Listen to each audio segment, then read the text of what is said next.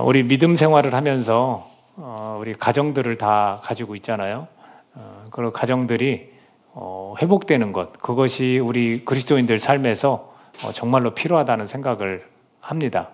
이런 가정의 회복에 발돋움을 할 수 있는 그런 시간이 될 수 있기를 간절히 바라고요. 우리 가정들마다 은혜를 입기를 원합니다. 우리가 은혜 없이는 살아갈 수 없는 그런 자들입니다. 그래서 오늘 말씀을 통해서 우리의 가정들 가운데 은혜를 입는 그런 주님의 역사가 드러날 수 있기를 간절히 바랍니다. 오늘 말씀은 두 가정에 대한 이야기를 좀 들려드리고 싶습니다. 두 가정인데 둘 다 믿음의 가정입니다. 그래서 우리가 읽은 이 본문 가운데 나오는 사람이 누구냐면 한나라는 사람이 등장하고요. 그리고 또 엘리라는 사람이 등장을 합니다. 그래서 한나는 이름만 들어도 알죠? 어머니 이름이고 엘리는 아버지를 나타나고 있습니다. 그래서 두 가정을 조금 우리가 신앙의 이 두 집안을 좀 대조하면 이 속에서 깨달음이 클 것이라 생각을 합니다. 이 한나의 인생은 사실은 고통과 고난 그런 인생이었는데 그 인생이 완전한 기쁨이 되는 그런 모습을 우리에게 보여주고 있습니다. 그래서 반전의 하나님, 이런 은혜가 있는 사람이 누구냐면 한나예요. 굉장히 고통스럽고 그 속에서 자기가 원통하고 격분되어서 기도하는 거다라는 표현을 하고 있어요. 그래서 이 본문을 가지고 우리가 기도에 관한 이야기를 많이 하는데 오늘은 기도에 관한 이야기보다는 이 두 집안의 그런 어떤 모습, 뭐 자녀와 부모 간의 그런 어떤 관계, 또 부모로서의 어떤 태도, 이런 것들을 다 포함하는 그런 말씀이 될 것 같습니다. 우선 우리가 중요시 여기는 것 중에 하나를 놓치는 경우가 있습니다. 그것은 뭐냐면 소통이라는 거예요. 소통이라는 것을 우리가 놓치는 경우가 있는데 어떤 것을 소통이라고 할 수 있냐면 부모의 입장을 자녀들이 과연 얼마나 알 수 있을까?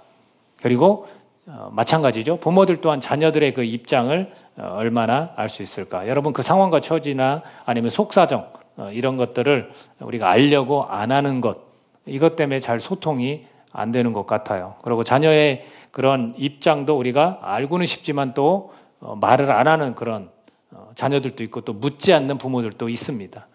그래서 자꾸 소통이 잘 이루어지지 않는다라는 거죠.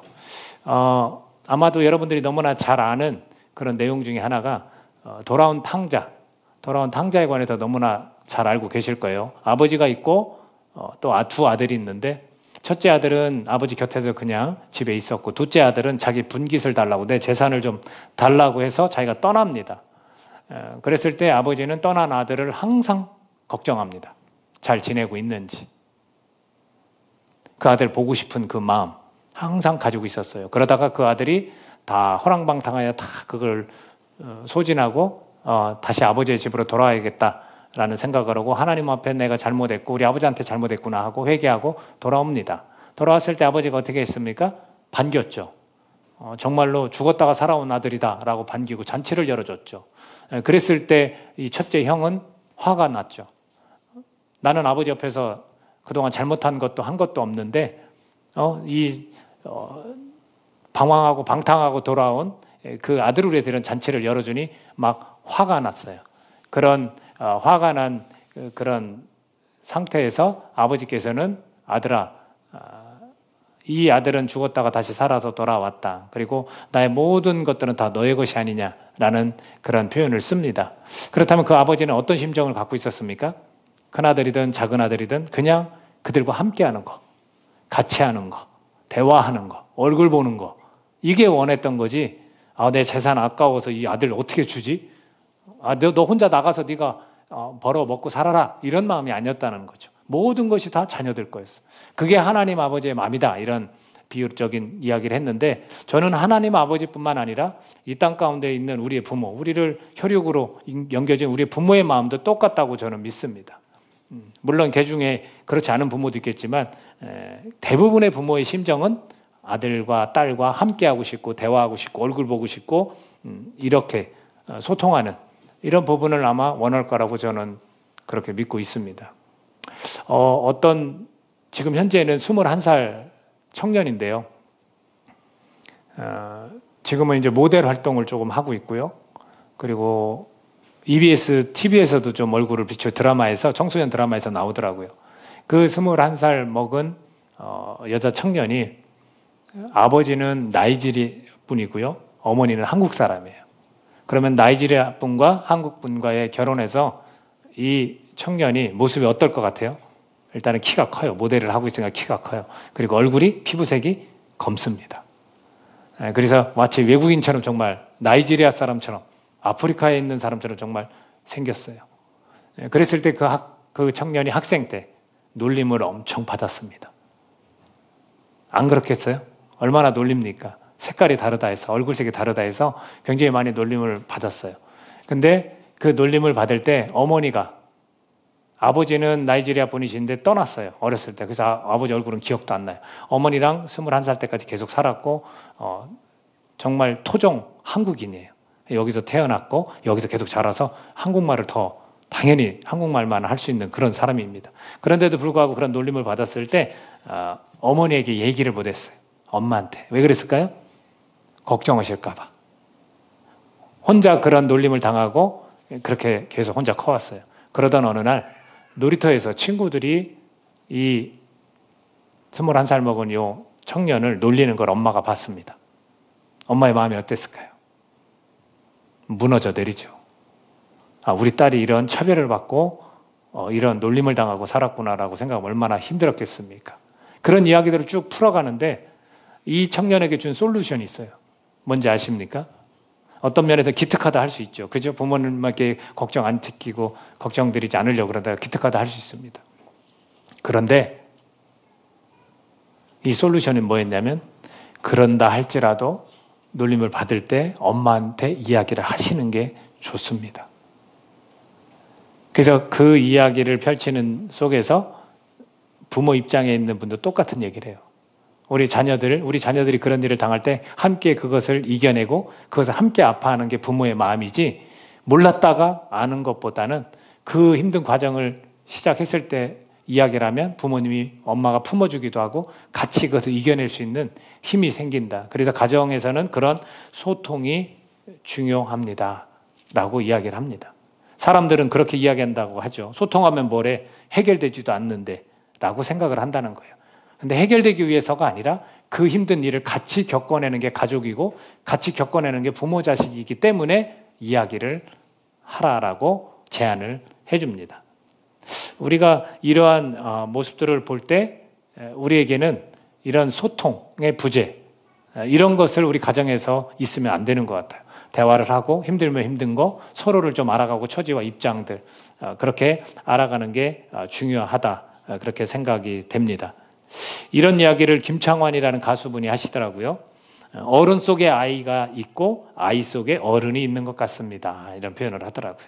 그러니까 때로는 아이지만 그 속에서 어른의 모습을 보기도 하고, 어른이지만 또 그 속엔 아이의 모습을 보기도 한다는 거죠. 결국은 어른이나 아이나 같은 면을 가질 수 있다라고 그렇게 이야기하는 겁니다. 그런 이야기만 들어봐도 우리가 충분히 소통할 수 있는 관계다. 부모 자식 간에 충분히 소통할 수 있는 관계다라는 겁니다. 그리고 또한 우리 어른들이 좀 알아야 될 게, 제가 좀 거꾸로 이야기한다라고 말씀을 드렸는데, 어린이날에는 좀 어른들에게 부모를 공경하라는 말씀을 좀 더 강력하게 드렸고, 이번에 부모의 어버이날에는 부모들이 좀 아이들을 좀 생각하는 그런 시간이 되었으면 좋겠다라는 말씀을 드렸는데, 이런 이야기를 들었어요. 어린이들은 이미 효도를 다 했다라는 거예요. 그래서 처음에는 무슨 효도를 다 했지? 우리 하나님은 부모를 공경하라 이렇게 계명으로 주셨는데 우리 아이들이 무슨 효도를 다 했지라고 이야기를 들었을 때 좀 의아했거든요. 근데 곰곰이 생각해 보니까 맞아요. 왜냐하면 이 한 아이가 우리의 곁으로 와줬어요. 이 생명 하나가 떡하니 우리에게 생겼어요. 그때의 기쁨, 이 얼마나 큰지 몰라요. 우리가 기억날 겁니다. 지금 자녀를 둔 부모님들은 그 어릴 적에 그 아이를 놓고 얼마나 우리가 하나님께 감사하고 기뻐하고 신기해하고 놀라웠는지 몰라요. 막 정말 말할 수 없는, 그 아이를 품고서 말할 수 없는 기쁨을 우리가 얻었잖아요. 그러면서 아이가 조금 크면서 막 우리에게 기쁨도 주지만 즐거움도 줘요. 너무 아이들 말하는 걸 재밌고 아장아장 걸을 때 너무나 예쁘고 그러면서 우리에게 느낌이 와요. 어떤 느낌이냐면 사랑을 느끼게 해준 아이들이에요. 아마 그 어렸을 때 보고 나 얘 싫다, 얘 사랑하지 않아 이러는 부모는 하나도 없었을 거예요. 내가 갖지 못했던 사랑을 그때부터 막 느끼기 시작하는 거예요. 그러면서 우리가 깨닫는 게 이게 하나님 사랑이구나. 하나님이 우리를 이렇게 사랑하시는구나.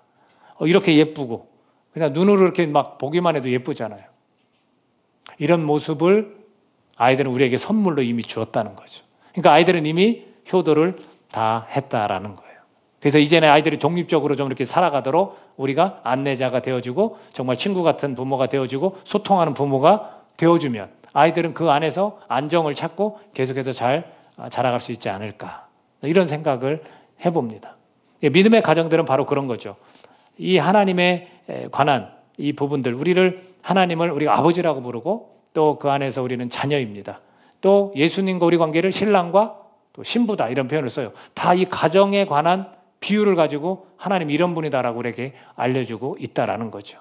자, 그러면서 이 한나라는 이 사람의 이 기도는 어떤 기도일 것 같습니까? 굉장히 막 격앙되고 소리 지르는 이런 기도가 아니었어요. 막 속에서 울분이 나와서 소리는 안 나오지만 입으로 막 중얼중얼 막 하는 그런 기도였습니다. 하나님 나 너무 억울합니다. 하나님 나에게 자녀를 왜 안 주시는 겁니까? 나에게 자녀를 막 주십시오. 그걸 입으로 막 그냥 소리는 안 내지만 중얼중얼하는 그런 기도를 했습니다. 근데 그런 기도를 본 사람이 누구냐면 엘리라는 제사장이었어요. 그러면서 엘리라는 제사장은 뭐라고 했냐면 이 여인이 술이 취했다. 술이 취했다고 얘기했습니다. 그리고서 포도주나 독주 이런 거 그만 끊어라 이야기를 했죠. 자, 어이가 없었을 거예요. 그죠? 한나는 참 어이가 없었을 건데 한나는 거기에 대고 자기의 그 원통함을 이야기를 하는 거죠. 한나는 어쩌면 이렇게 소통을 좀 잘하는 그런 사람인 것 같기도 해요. 그래서 자기 사정을 잘 이야기를 그렇게 했습니다. 그러고 나서 한나는 이 남편으로부터 사실은 사랑을 많은 받았는 사람입니다. 엘가나라는 남편이 뭐라고 했냐면 이 아이가 없는 거 보고 부인이 둘 있었어요. 엘가나에게. 하나는 분인나 하나는 한나. 분인나는 자녀가 있었고 한나는 자녀가 없었어요. 그래서 이 분인나가 한나를 화나게 하고 한나를 멸시하는 거예요. 너는 자녀도 없다. 그 당시에 자녀가 없다라는 것은 정말 큰 수치였거든요. 그걸 가지고 자꾸 비아냥거리고 놀리는 거죠. 근데 엘가나는 이 사실을 알고 이 한나에게 사랑을 더 많이 부어줬어요. 어떤 식으로 부어줬냐면 하나님 앞에 매년 제사를 드리고 예배를 드리러 나온다 그랬습니다. 그랬을 때 자기 분깃이 생겨요. 드리고 남은 것들을 가지고 자기 자녀들과 두 아내에게 나눠주는 겁니다. 그때 한나에게 갑절로 항상 줬어요. 그러면은 우리가 예를 들어서 물질을 돈이라는 걸 많이 받으면 기분이 어때요? 좋죠. 물론 이렇게 우리가 차등해서 첫째는 얼마, 둘째는 얼마를 용돈을 주지만 만약에 둘째한테 더 많이 준다 하면은 사실 이 둘째는 기분이 되게 좋을 거예요. 그래서 한나한테 그걸 많이 줬어요. 그러면서 한나한테 뭐라고 했냐면 여보 내가 당신 정말 사랑하잖아. 여보 내가 당신의 10 아들보다 더 낫지 않아? 이제 이런 표현을 써요. 그만큼 사랑한다는 표현을 합니다. 그런데도 불구하고 한나는 이 부부간의 소통을 넘어선 사람이에요.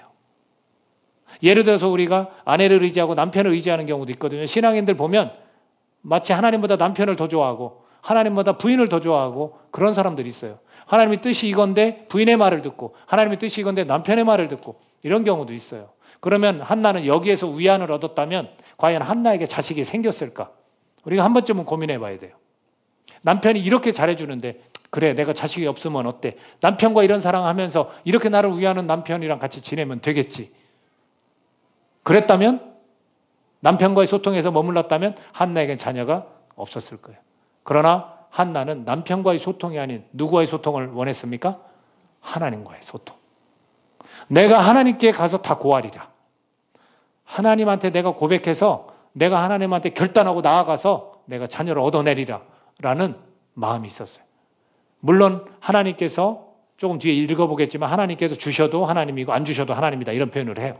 하나님에 대한 어떤 성품과 그런 능력에 대해서 너무나 잘 알고 있는 그런 한나의 모습입니다.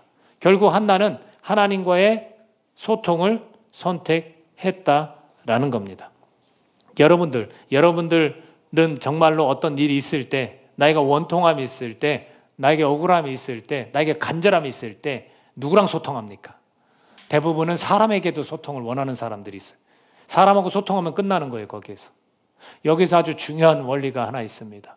여러분들, 어떤 응답을 받을 때 내가 기도하고 나서 다른 사람의 이야기를 들으면 그 이야기가 다르게 들려요. 근데 내가 기도하지 않고 그 이야기를 들으면 그냥 한 귀로 듣고 한 귀로 흘러보낼 가능성이 굉장히 높아요. 한나가 정말 기도하지 않았다면 이 엘리가 말하는 그 축복의 말이 있습니다. 자, 나의 원통과 격분됨 때문에 내가 기도한 겁니다 라고 했을 때 17절 한번 같이 한번 읽어볼까요? 17절 엘리가 뭐라고 말하는지 시작. 엘리가 대답하여 이르되 평안히 가라. 이스라엘의 하나님이 내가 기도하여 구한 것을 허락하시기를 원하노라 하니. 그랬더니 한나가 이것을 받아요. 한나가 이것을 받는다고요. 적어도 엘리가 한나한테 뭐라고 했냐면 너 술 취했다 이렇게 말한 사람이에요. 여러분, 우리가 그 사람의 진정한 그 입장과 상태를 모르고 말하면 기분이 어떨 것 같아요? 안 좋죠. 당연히 안 좋죠. 여러분이 기도하고 있는데 제가 와서 술 좀 그만 드세요 라고 말하면 여러분들 기도하다가 그냥 뛰쳐나가지 않을 것 같아요?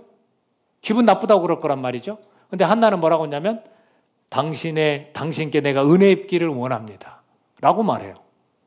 무슨 기도하는지 술 취했는지도 모르는 제사장한테 내가 당신에게 은혜 있기를 바랍니다 이렇게 얘기합니까?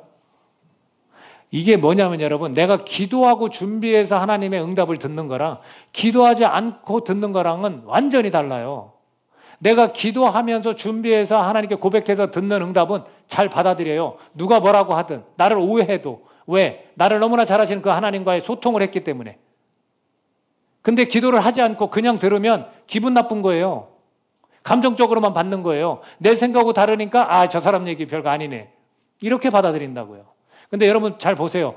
엘리라는 사람이 말해서 그 사람한테 당신께 은혜 있기를 원합니다라고 했을 때 당신이 참 능력 있는 사람인지 제가 압니다 이 뜻일까요? 아닙니다. 당신의 입술을 통해서 하나님이 내게 주신 응답 아닙니까? 이렇게 받아들이는 거예요. 근데 자꾸 우리는 사람을 봐요. 저 사람이 능력이 있든 없든. 여러분, 이 목사가 능력이 없으면 여러분 목사에게 들을 것 같아요? 안 들어요. 무시해요. 근데 이 목사가 보잘것없어도 하나님이 이 목사를 통해서 얘기하는 건 들려셔야 된다는 거예요. 그게 바로 기도해야 하는 사람, 기도를 먼저 준비한 사람은 그걸 들을 수 있다는 걸 한나가 보여주는 거예요. 하나님과 소통했더니 다른 것들이 해결이 되는 거죠. 근데 엘가나는 어땠습니까? 남편은 부인을 사랑했지만 하나님께 간구하자고, 하나님께 전적으로 한번 의지해보자고 이렇게 말하지 않았다는 거죠. 그저 내가 사랑한다고 말해주고 또 우리 물질을 더 주면 좋아할 거고.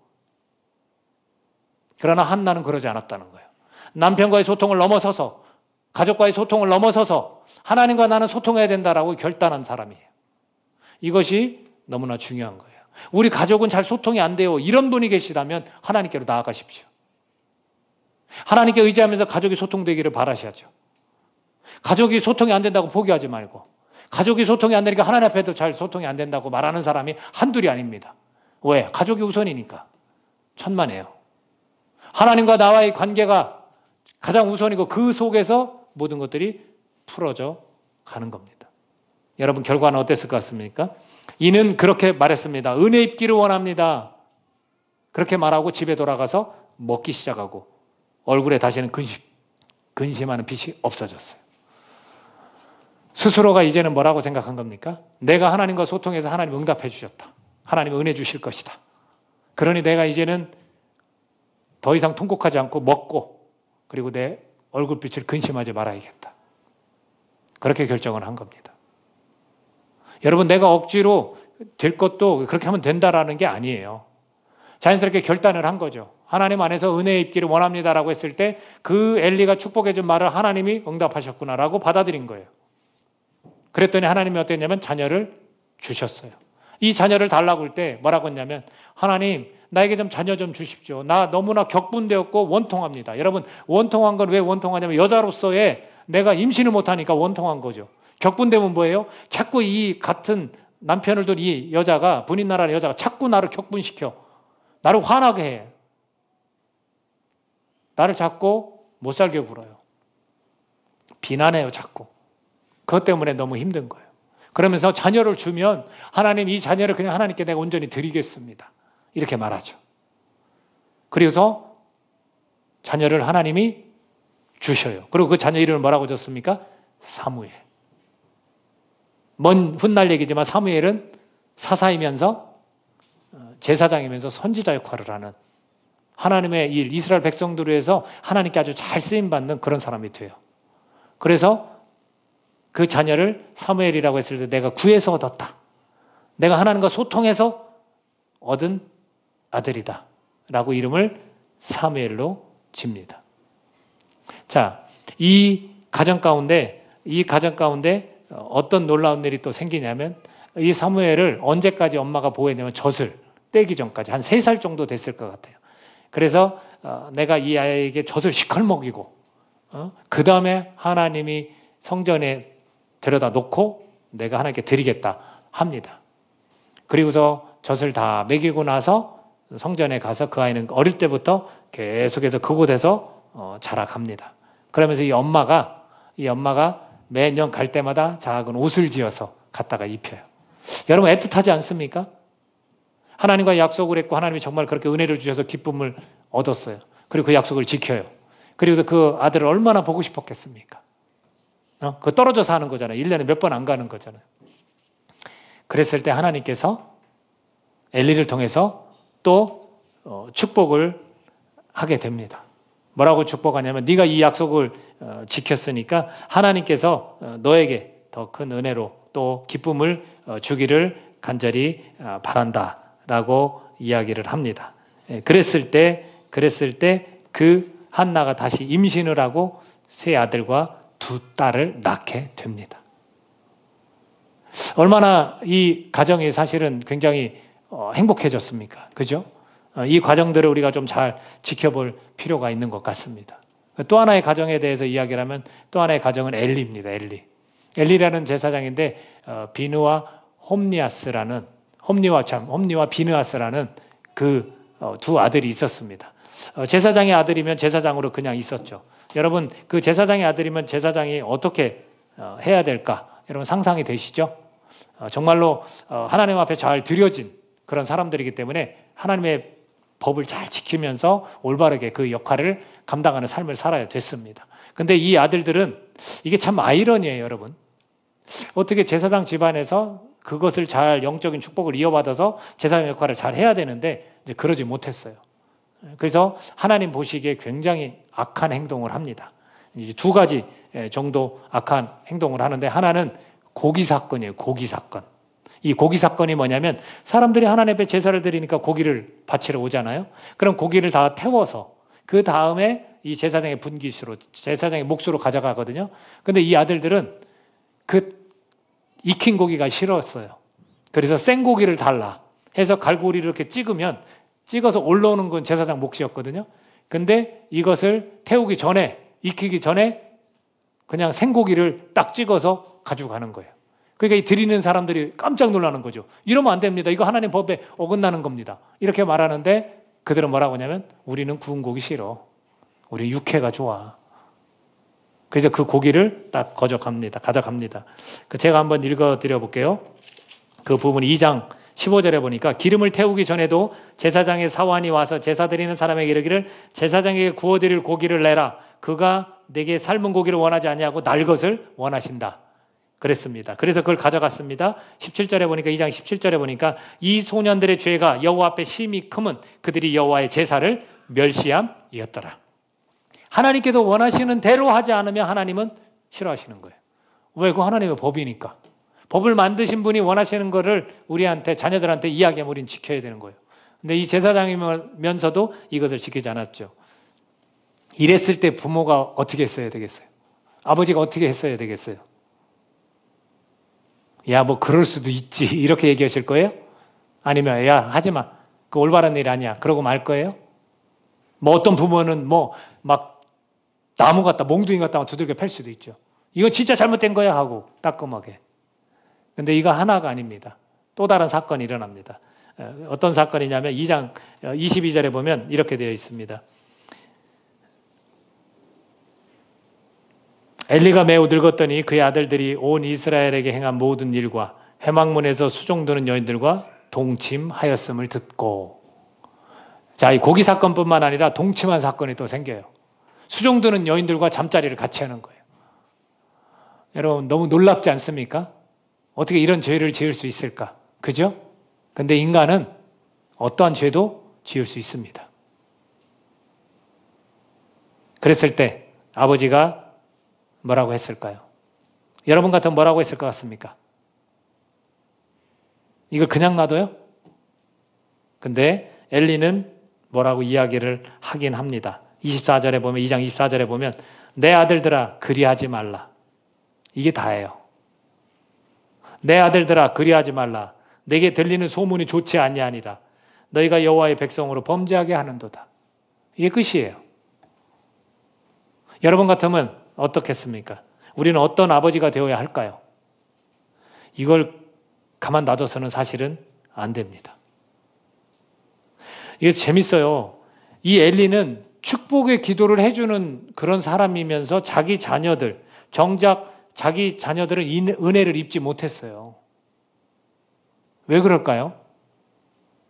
아니 한나에게는 술 취한 여자처럼 보였지만 걔도 축복해줘서 사무엘도 낳고 또 축복해줘서 3명의 아들과 2명의 딸도 낳는데 그런 은혜를 입었는데 왜 자기 자녀들은 이런 은혜를 입지 못했을까요? 이것은 하나님께 자녀들을 맡기지 않았기 때문에 그래요. 하나님께 자녀를 맡긴다는 걸까요? 야, 그거 소문에 좋지 않다. 너네 그렇게 하지 마. 이게 하나님께 맡긴 부모일까요? 자녀를? 아니에요. 하나님께 맡겼다면 하나님께서 원하시지 않는 건 절대로 하지 못하도록 해야 됩니다. 엄하게 해야 됩니다. 훈육을 해야 됩니다. 근데 엘리는 그렇지 못했어요. 그래서 결국은 하나님은 그들을 죽이기로 작정을 하셨습니다. 고작 한 얘기가 야, 사람과 사람 사이에 범죄하면 하나님이 심판하지만 만일 사람이 여호와께 범죄하면 누가 그를 위해서 간구하겠느냐? 아니요. 자기 자신이 그런 죄를 짓지 못하도록 고기 사건을 하나 경험했으면 그 자녀들을 단돌이 하고 정말로 야단치고 훈육을 했어야죠. 근데 그냥 놔둔 거예요. 그렇게 하지 마. 야, 소문이 좋지 않아. 여러분 이런 부분들을 놓고 우리를 자녀들을 우리가 책망하면서 엄하게 훈육하면서 그거는 양육하지 못했다는 거예요. 우리는 이것을 우리가 볼 수 있어야 되는 겁니다. 여러분 하나님께 맡긴다는 것이 그냥 하나님 알아서 하십시오 하고 나는 그냥 방관하는 자녀들 그냥 놔두는 게 아닙니다. 그러니까 자녀들은 야단을 맞으면 하나님 법에 어긋나면 당연히 이 야단을 맞으면 그것이 하나님 앞에 죄가 안 되는 거예요. 근데 우리 싫어하지. 부모님이 너무 나를 야단친다. 엄하게 다스린다. 그게 아니에요. 그거는 하나님께서 부모가 자기 감정으로 그랬다면 그건 잘못됐지만 하나님이 정하신 것을 어겼다면 그것은 야단을 맞아야 되죠. 우리가 너무 과잉 보호하고 너무 아이들을 감싸 안는 거 이게 잘못된 거예요, 여러분. 제가 보면 요즘 우리 그리스도인들이 자녀들을 키우는 거 보면 하나님을 바라보기보단 자녀들을 바라보고 있어요. 우리가 이 두 집안을 보면서 우리가 좀 느껴야 되는 게 있어야 되지 않겠습니까? 우리 그리스도인이라면 우리가 좀 이렇게 소통을 통해서 하나님과의 소통을 통해서 또는 남편과나 자녀들과 이 소통을 통해서 우리 가정이 회복되기를 원해야 됩니다. 그리고 하나님께 맡긴다는 것이 그저 하나님 알아서 하십시오가 아닙니다. 다른 건 괜찮아요. 허용을 하되 하나님 법에 어긋나는 거는 우리가 엄히 꾸짖고 정말 책망을 해야 되는 거예요. 이 부분을 우리가 많이 놓치는 거예요. 마치 신사적으로 하면 그게 될 것처럼. 누구든 다 그런 과정을 거치는 거지. 아니죠. 그렇게 하면 안 되죠. 우리는 그게 부족하지 않는가 이런 생각을 하게 됩니다. 여러분 한나는요 하나님께 드리는 그런 모습을 보였어요. 그리고 엘리는 하나님께 드려졌지만 제대로 못했습니다. 한나가 하나님께 이렇게 드린 거에 대해서 한나의 기도를 들어보면 하나님이 어떤 분이신지에 대해서 정확히 알고 있어요. 그렇다면 제사장인 엘리는 몰랐을까요? 당연히 알았겠죠. 그러나 성경은 엘리가 그런 고백하는 건 기록하지 않고 한나가 고백한 기록을 우리에게 보여주고 있습니다. 2장 한번 가볼까요? 2장 2, 3절 한번 읽겠습니다. 사무엘상 2장 2, 3절. 자, 같이 읽습니다. 시작. 여호와와 같이 거룩하신 이가 없으시니 이는 주밖에 다른 이가 없고 우리 하나님 같은 반석도 없으심이니이다. 심히 교만한 말을 다시 하지 말 것이며 오만한 말을 너희의 입에서 내지 말지어다. 여호와는 지식의 하나님이시라 행동을 달아보시느니라. 우리의 행동을 다 지켜보신다는 거예요. 그럼 한나의 행동은 어땠습니까? 남편과 둘이 붙어서 소통하는 이런 행동이 아니라 하나님 앞에 와서 자기의 심정을 고백하는 이런 행동을 보인 겁니다. 자, 6, 7절 내려가서 6, 7절 또 한번 같이 읽겠습니다. 6, 7절 시작. 여호와는 죽이기도 하시고 살리기도 하시며 스올에 내리게도 하시고 거기에서 올리기도 하시는도다. 여호와는 가난하게도 하시고 부하게도 하시며 낮추기도 하시고 높이기도 하시는도다. 아멘. 하나님에 관해서 한나는 제대로 알고 있었어요. 그 하나님을 알게 드릴 수 있었던 거예요. 자기의 고백도 원통함도 격분함도 드릴 수 있었고 자기의 자녀도 드릴 수 있었던 거예요. 그리고 하나님으로부터 더 큰 은혜를 받았습니다. 근데 엘리는 제사장인데 이런 하나님인지 몰랐겠습니까? 당연히 그도 그런 하나님인 줄 알았을 것입니다. 그런데도 불구하고 자녀들의 양육을 제대로 하지 못했다. 그리고 그 자녀들은 불순종을 하게 됩니다. 아버지의 그런 권유에도 불구하고 이 홈리와 비느하스는 불순종을 하게 됩니다. 여러분, 우리가 어버이날, 묘하게 오늘이 어버이날하고 겹쳤어요.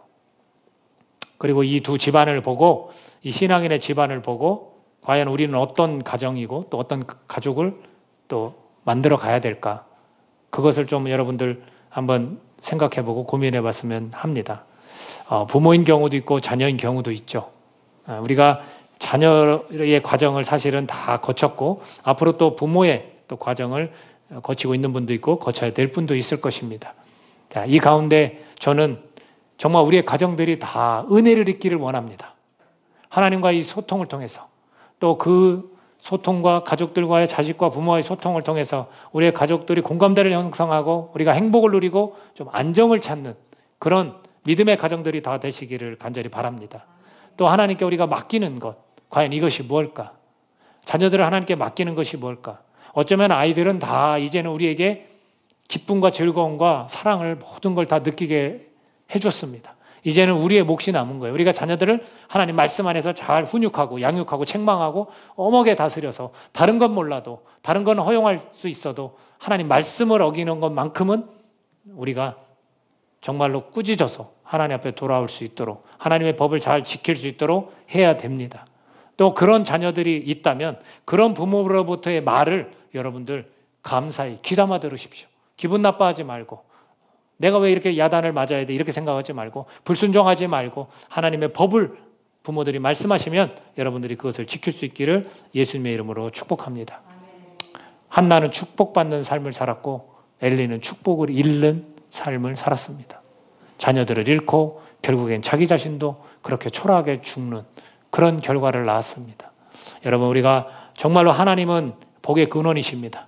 우리가 하나님을 떠나서는 살 수 없습니다. 우리 가정들이 다 하나님의 은혜를 입는 가정들이 되시기를 예수님의 이름으로 축복합니다. 기도하겠습니다. 이 시간 우리가 함께 기도할 때 우리도 다 신앙인의 가정들이 될 거예요. 내가 믿으면 이미 이 울타리가 믿음의 가정인 것입니다. 그 믿음의 가정이 어떤 과정을 거치고 어떤 결과를 낳을지는 단 하나밖에 없습니다. 하나님의 은혜를 입어야 됩니다.